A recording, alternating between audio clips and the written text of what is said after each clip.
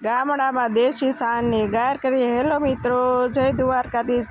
સવારમાં ગાય માતા આવતા ગાયને દઈ દીધી રોટલી, ગાય માતાએ દઈ દીધા આશીર્વાદ।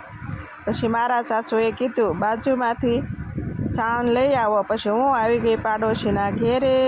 એને પાડોશીના વાછરું જોઈને હું રમાડવા બેસી ગઈ। એને નાના વાછરુંને વાલું વાલું કરવા બેસી ગઈ। નાના વાછરું કેવા સરસ છે।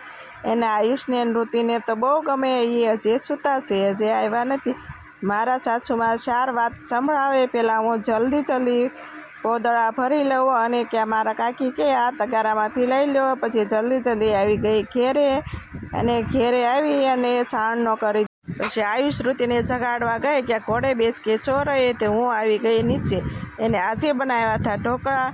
એને ઢોકળા તો કોને ભાવે। અને ઢોકળા તો બહુ મસ્ત બન્યા હતા।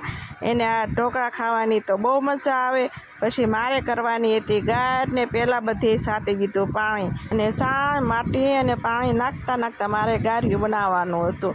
ત્યાં મને યાદ આવી ગયું કે ગોરા કુંભારે પણ માટીના વાસણ બનાવવા માટે ખૂંદીને માટી તૈયાર કરતા અને મેં પણ ખૂંદીને ગાર્યું તૈયાર કરી દીધું મસ્ત મજા।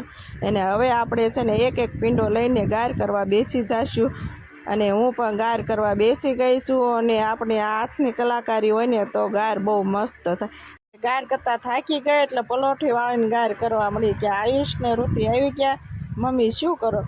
એને આવી ગાર તો બહુ મજા આવે। આ ગાર હોય તો પહેલાંના માણસોને તડકો લાગતો નહીં। એને ગાર થઈ ગઈ તૈયાર ને આ બેન ભારું હાલ કરે ને ગાર બગાડી નાખશે। નાઈ ધોઈને થઈ ગઈ હું મસ્ત તૈયાર કે આયુષને ઋતિ આવી ગયા હાલવા। પછી હું ખીચાણી કે આવી ગયા મહેમાન। એને મહેમાન તો જો ડિસ્કો કરે એવી ગાડી લાવ્યા હતા અને આયુષને ઋતિને બધાને આવી ગઈ મજા। એને અમે સાંજે આવી ગયા છઠ્ઠીમાં। અમારો વિડીયો પસંદ આવે લાઈક કરો, શેર કરો।